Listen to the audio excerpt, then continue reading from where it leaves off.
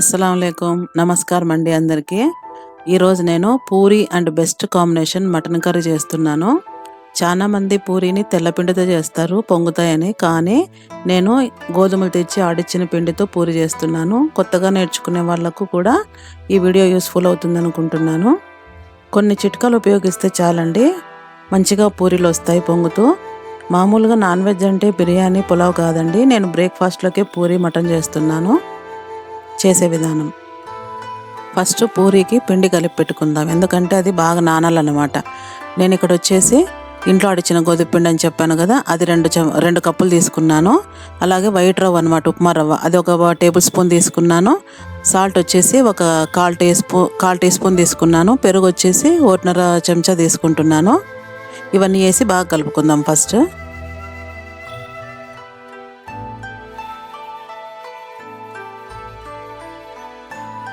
ఇలా అంతా కలుపుకున్నాక కొద్ది కొద్దిగా నీళ్ళు వేసుకుంటూ కలుపుదాం. ఎందుకంటే ఒకటేసారి నీళ్ళు వేసినామంటే చపాతీ పిండిలాగా మెత్తగా అవుతుంది. పూరి పిండికి ఎప్పుడు గట్టిగా ఉండాలి.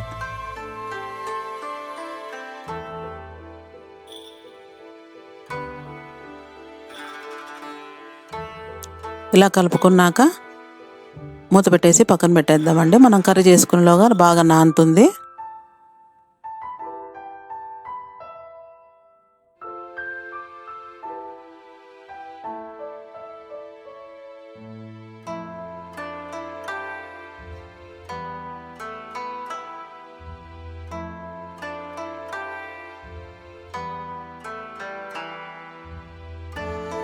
ఇప్పుడు వచ్చేసి మటన్ కర్రీ అండి. ఇందుకోసం నేను ఒక 1/2 కేజీ మటన్ తీసుకుంటున్నాను. అలాగే 2 బాగా మాగిన టమోటాలు కట్ చేసి పక్కన పెట్టుకోవాలి. 2 స్పూన్ల అల్లం వెల్లుల్లి పేస్ట్లోకి గుప్పడి కొత్తిమీర వేసి మిక్సీకి ఊరికే అట్లా 2 రిఫ్లు కొట్టుకోవాలంటే నల్లగ కొట్టుకోవాలి అంతే, మరి పేస్ట్ చేయకూడదు. అలాగే తర్వాతకు వచ్చేసి మీడియం సైజ్ ఎర్రగడ్డను ఒక 3 పచ్చిమిరపకాయలు కట్ చేసి పెట్టుకోవాలి. ఇప్పుడు స్టవ్ మీద ఒక కుక్కర్ పెట్టుకొని 2 చెంచాలు నూనె వేస్తున్నానండి, అంటే 1 కప్పుడు అనమాట. అలా వేడయ్యాక కట్ చేసుకుని ఎర్రగడ్డ పచ్చిమిరపకాయ వేసుకొని, ఇది మరీ ఎర్రగా వేగకూడదండి, ఊరికే మగ్గితే చాలు.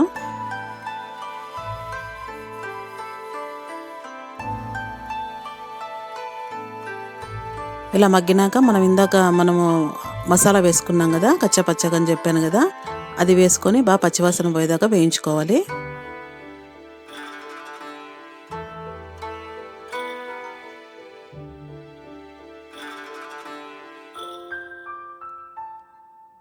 ఇలా బాగా వేగాక కడుక్కున్న మటన్ వేసుకోవాలండి.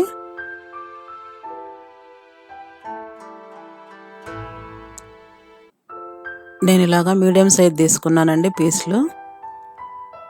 గ్రేవీకి ఎప్పుడు ఇలాగే చిన్నగానే ఉండాలన్నమాట.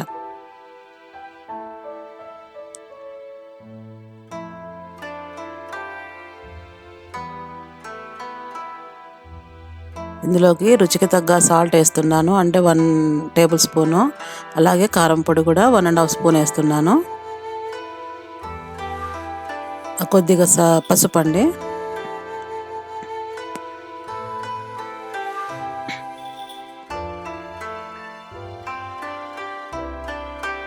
ఇప్పుడు కట్ చేసి పెట్టుకున్న టమాటా వేసి బాగా కలబెట్టాలండి. ఇప్పుడు నీళ్ళు ఊరుతాయి కదా, కొద్దిసేపు ప్లేట్ వేసి మూసిపెట్టేద్దాం.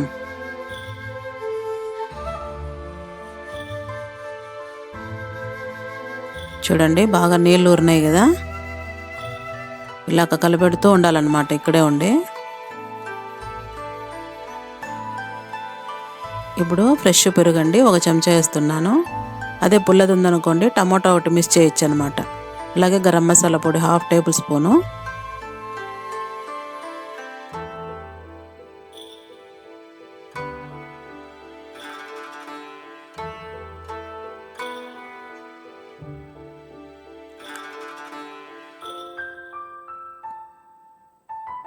ఇలా బాగా కలుపుకున్న తర్వాత ధనియాల పొడి 1 స్పూను.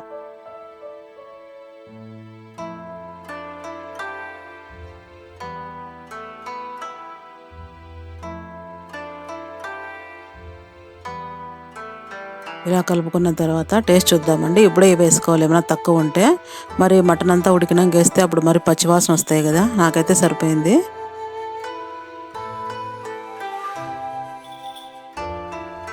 ఇప్పుడు ఇందులోకి ఒక 200 ml వాటర్ అండి, ఎక్కువ వద్దు మరి. ఇలా నీళ్ళు వేసుకున్నాక బాగా కలుపుకొని కుక్కర్ మూత పెట్టేద్దామండి. 3 విజిల్లు ఇస్తే చాలు, ఎందుకంటే లేతగా ఉంది మటను.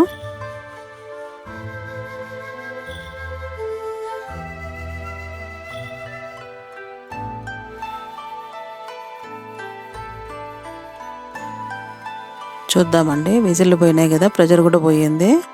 ఉడికిందో లేదో చూద్దాం ఒకసారి.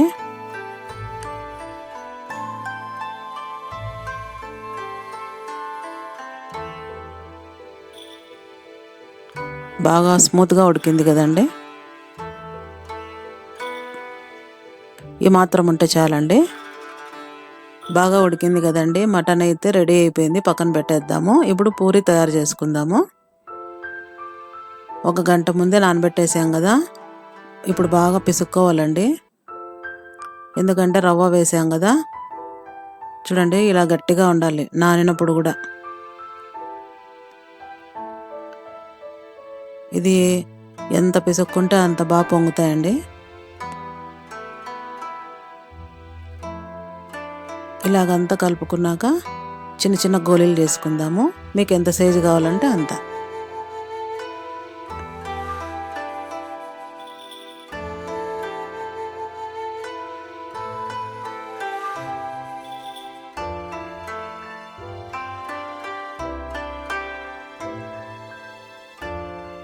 నేనైతే ఆ మాత్రం అంత సైజ్ చేసుకున్నానండి. ఇప్పుడు ఒక పూరి ప్రెషర్ తీసుకుంటున్నాను. పూరి మేకర్ అంటాం కదా, క్యాస్ట్ ఐరన్ ది. దాంట్లో ఒక ఆయిల్ కవర్ కట్ చేసి పెట్టేసి ఆ పూరి పిండిని పెట్టేసి ప్రెస్ చేసుకుంటున్నాను. దీంతో వాడప్ప కానీ నిప్పట్లు కానీ ఈజీగా చేసుకోవచ్చండి. ఇలా ఒత్తుకున్న వాటిని ఒక ప్లేట్లో పెట్టుకుంటున్నాను. కొద్దిగా ఆయిల్ పూసుకుంటూ పిండి పెట్టుకొని ఒత్తుకుంటే బాగా పొంగుతాయి అన్నమాట. బాగా బలంగా నొక్కాలండి, అప్పుడు కొంచెం పతలాగా వస్తాయి, లేదంటే మందం వస్తాయి.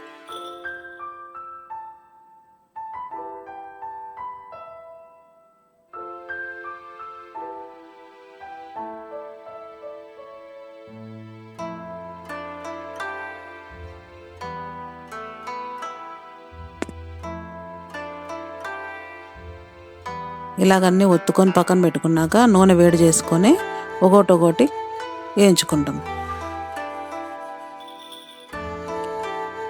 బాగా నూనె వేడిగా ఉండాలండి, మరీ మీడియంగా ఉండకూడదు. ఎంత బాగా కాగితే అంత బాగా పొంగుతాయి అన్నమాట. లేదంటే కింద నూనె పీల్చుకొని నూనె వాసన వస్తాయి పూరీలు. ఇలా వేసిన వెంటనే కిందికి మీదికి తిరిగేస్తూ ఉండాలి, అప్పుడు బాగా పొంగుతాయి.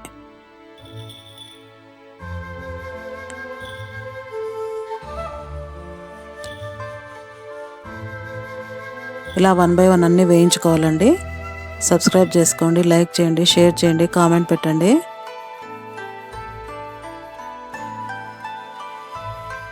ఈ వీడియో మీకు అందరికీ యూస్ఫుల్ అవుతుంది అనుకుంటున్నాను. చాలా తొందరగా చేసుకోవచ్చు. ఇలాంటి మరిన్ని వీడియోస్తో మీ ముందుకు వస్తుంటానండి. అంతేనండి, 1 by 1 అన్నీ ఇలాగే వేయించుకోవాలి. ఇవి తొందరగా డైజెస్ట్ అయితే కూడా ఏం పెద్ద ఇబ్బంది పెట్టవు, ఎందుకంటే గోధుమ పిండితో చేసినట్టే కదా.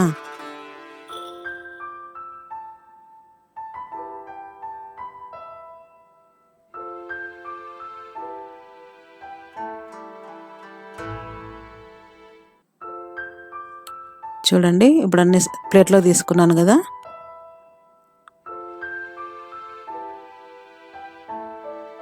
ఎలా పొంగినాయి చూడండి, అసలు అణిగిపోలేదు. ఇప్పుడు సర్వింగ్ చేసుకుందాము.